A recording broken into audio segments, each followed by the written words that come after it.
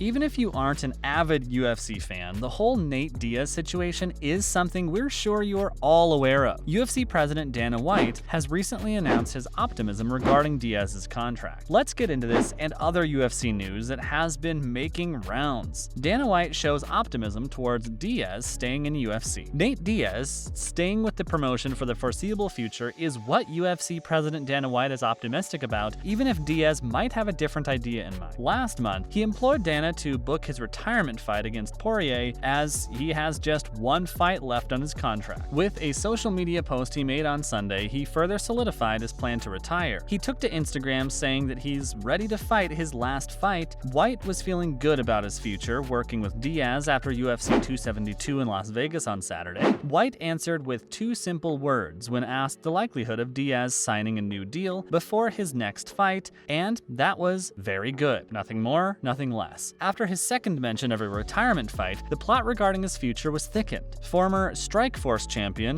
Nick Diaz, who is Nate's older brother, seemed conflicted about continuing on with his MMA career after losing to Robbie Lawler last September in his first fight in more than 6 years. Both men have expressed interest in fighting each other, so it's unclear what the holdup has been to book Nate Diaz against Poirier, because the two were supposedly set to meet at UFC 230 back in November of 2018, but Poirier had to withdraw because of an injury, most recently dropping a unanimous decision to Leon Edwards last June at UFC 263. Diaz, who is currently one of UFC's most popular fighters, lost twice in a row. What is Diaz's stance on retirement? Before calling it quits on his career, Diaz has one more fight left in it, with just a single bout left on his UFC contract, but now it appears he's ready to retire afterwards. The former lightweight title challenger is still awaiting the chance to compete again. He's adding a new caveat about the fight against Poirier, also serving as his final fight as well. This is a matchup he's been requesting for months. Diaz has wanted a showdown against Poirier for ages. He even called Poirier out while speaking to TMZ recently. He addressed Dana, questioning the holdup and saying he needs to get things moving along so he can retire because he's done with the fighting game. It doesn't appear like the promotion is willing to let the Stockton native go so easily, as both Diaz and Poirier have asked the UFC to book the fight, but with just one bout left on his deal. Another matchup that the UFC tried to attempt previously never came to fruition, and that was a fight against the undefeated prospect Khamzat Chimaev. Poirier vs. Diaz. Will it happen? Back in 2018, when they were originally scheduled to fight at UFC 230, but the plan was scrapped in the weeks leading up to the event after Poirier was forced out due to a lingering hip injury, Diaz has kept his sights set on a fight with Poirier ever since. While also claiming an interim title along the way, Poirier has gone on to become one of the most dominant fighters in the lightweight division. Most recently, in his second attempt to become the undisputed champion at 155 pounds, Poirier suffered a third-round submission loss to Charles Oliveira. As for Diaz, he lost in a unanimous decision to welterweight contender Leon Edwards in his last fight that took place at UFC 263. Due to cuts he suffered during their battle at UFC 244, doctors would not allow him to continue in a fight with Jorge Masvidal, making this his second loss in a row. It seemed like he was looking to exit the UFC for the longest time to potentially pursue lucrative opportunities in the sport of boxing, including a possible fight against Jake Paul, even though he has plenty of mileage on his body at the ripe age of 36. As he attempts to book the last fight of his contract, he's definitely been locked in negotiations with the UFC for several months, but it's still not clear how serious Diaz is about retiring, but he sounds very confident that he'll handle anything and everything that Poirier could throw at him. So chances are that he will go out with a bang at the very least. Other UFC news. Makhachev isn't to be taken lightly. One thing that Islam Makhachev wants to make clear is that he'll go through anyone and everyone to prove that he is not to be taken lightly, as if his actions haven't already spoken loud enough. Positioning him comfortably in line with the winner of May's title clash between the champion Charles Oliveira and Justin Gaethje, Makhachev has won 10 straight bouts and only tasted defeat on a single occasion. Makhachev isn't worried about McGregor possibly sliding in his way into the mix. Moreover, the Dagestani fighter sees himself capturing and defending the title before a run at 170 pounds. In the main event of UFC Vegas 49 2 weeks ago, opposite Bobby Green,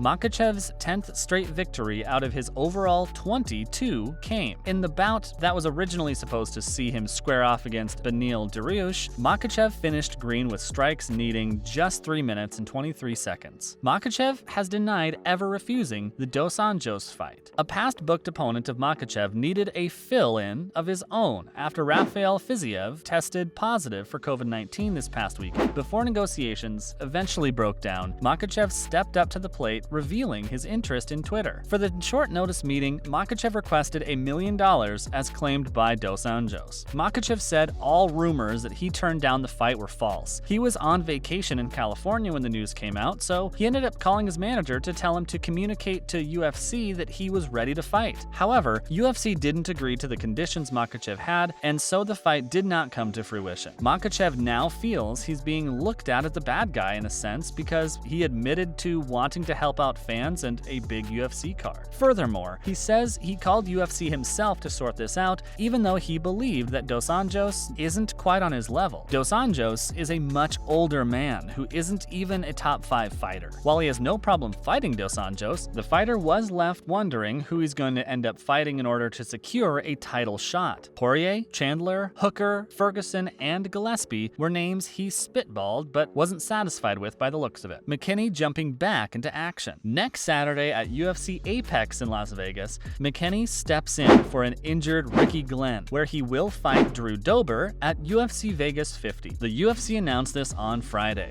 On the Vegas Odds podcast, Glenn broke the news of his withdrawal by saying that he has a torn groin and is hoping to be back in action by late summer. At UFC Vegas 49, where he scored a first-round submission win over McKinney, just fought Fair's Xiaonan this past weekend, winning 5 straight fights all in the first-round show that has significantly improved. McKinney recorded the fastest finished in UFC lightweight history with a 7-second knockout of Matt Frivola in his UFC debut last June. During his current win streak, McKinney has also recorded finishes of 16 seconds, 17 seconds, and 1 minute 12 seconds. Falling to top-ranked lightweights Islam Makhachev and Brad Riddle, Dober has lost 2 straight fights. Dober had scored 3 consecutive victories and won 6 out of 7 prior to those setbacks. Former UFC strawweight signed by WWE star Jeff Hardy. As part of All Elite Wrestling, Paige Van Zandt is entering the pro wrestling world and is expected to make an appearance for Bare Knuckle Fighting Championship and AEW in 2022. Her pro wrestling training preparation is for her fight against Tay Conti, as reported by MMA Fighting. Reportedly, she's signed a long-term deal with WWE. She will still be appearing on AEW alongside Dan Lambert. Since she's still under contract with BKFC, she's expected to compete for the promotion this year. Her first appearance was made in September alongside Lambert, as well as other Bellator and UFC fighters at AEW. Masvidal, Don Santos, Arlovsky, and her own husband, Vanderford, are amongst these fighters. The former strawweight has long left the promotion, but it is yet to be seen if she will have success in pro wrestling field. We wish PVZ all the best for her future as a pro wrestler. With all that being said, we hope to see Diaz returning to the octagon very soon, and that too against Poirier, as the fans and both fighters so desperately want it. Only time will tell if this fight will come to fruition. That's all for now, folks, but we'll be back with more interesting videos. To stay informed about the MMA industry, keep watching our videos. Tell us what you think about Diaz's comments in terms of what the UFC president had to say about him returning by sounding off in the comments. And don't forget to like and subscribe before leaving. Signing off.